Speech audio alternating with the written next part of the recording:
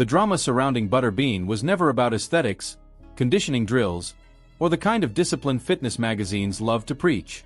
From the moment he stepped into the ring, Eric Butterbean Esch felt like an act of defiance against everything boxing claimed to value.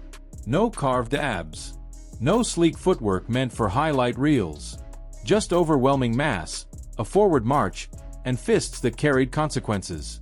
He was proof that violence does not always come packaged in symmetry. Sometimes it comes round, unapologetic, and devastatingly honest. And every time the bell rang, the illusion that body type determined danger evaporated in real time. Opponents would enter the ring looking like statues carved from effort and routine. Thick arms, tight cores, bodies shaped by years of discipline and repetition.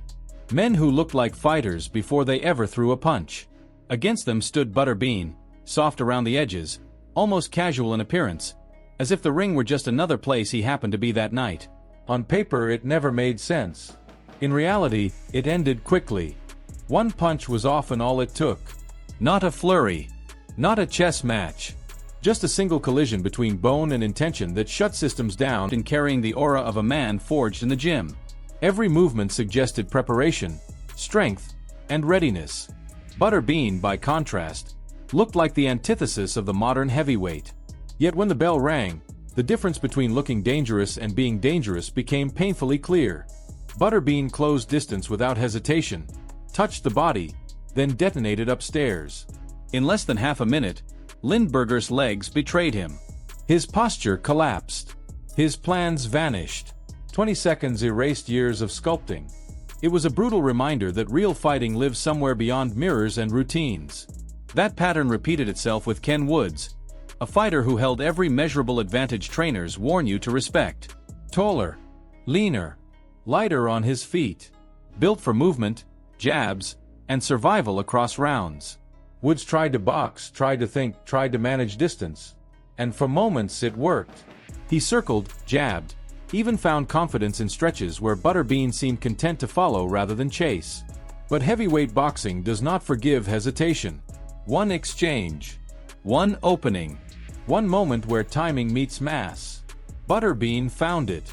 A single overhand right crashed through Woods' guard and ended the conversation instantly. When Woods hit the canvas, it was not just his body that failed him. It was the belief that preparation alone could protect you from that kind of force. Doug Norris learned the same lesson years earlier. He entered the ring believing the blueprint mattered. Height, build, athleticism, confidence under the lights. All the boxes were checked. But Butterbean never fought blueprints. He fought moments. Chaos rewarded him. Timing rewarded him. As the fight wore on, the wild swings people mocked became traps, drawing opponents into exchanges they could not survive. When Norris finally fell, it was not dramatic footwork or clever strategy that finished him. It was inevitability. Butterbean walking forward, absorbing, then returning something heavier than expected. By the time it ended, Norris' rhythm was gone, his plans rewritten by force. Kevin Talone did something few managed to do. He lasted. For 3 rounds, he endured the pressure, the body shots, the constant reminder that there was no safe place directly in front of Butterbean. But endurance is not immunity. Each round took something from him. His gas tank thinned. His reactions slowed. His defenses cracked just enough for gravity to take over. Butterbean never rushed the ending. He allowed the weight of each punch, each step, to compound. By the 3rd round, survival was the only remaining objective. The finish felt less like a surprise and more like the natural conclusion to standing in the path of something that never stops moving forward. Paul Springer's story was shorter and perhaps crueler. A powerlifting champion overflowing with confidence. He believed strength alone could bridge the gap. He charged in, tried to impose himself physically, tried to turn boxing into something it was not. Butterbean answered immediately. Less than a minute later, the fight was over. Confidence shattered. Reality restored. Debuts are unforgiving places, and Butterbean was an unforgiving teacher. The lesson was simple and harsh. Strength without timing is meaningless when violence comes back faster and heavier than expected.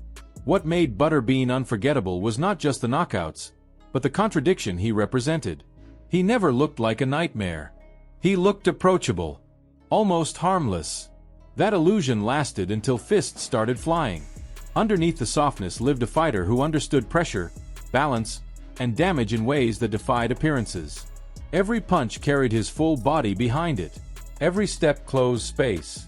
Every second forced opponents to gamble with consciousness. He did not need speed to terrify. He did not need endurance to dominate. He needed only proximity and opportunity. These finishes were not flukes. They were patterns. One big man at a time learned that definition does not equal protection. That aesthetics do not stop momentum. That real power is felt, not photographed. Butterbean rewrote expectations by refusing to fit the mold, and the ring rewarded him for it over and over again.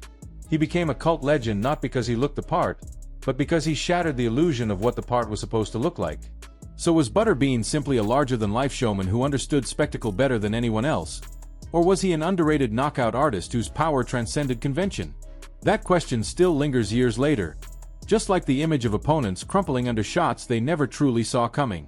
If this journey through combat sports history changed the way you see heavyweight boxing,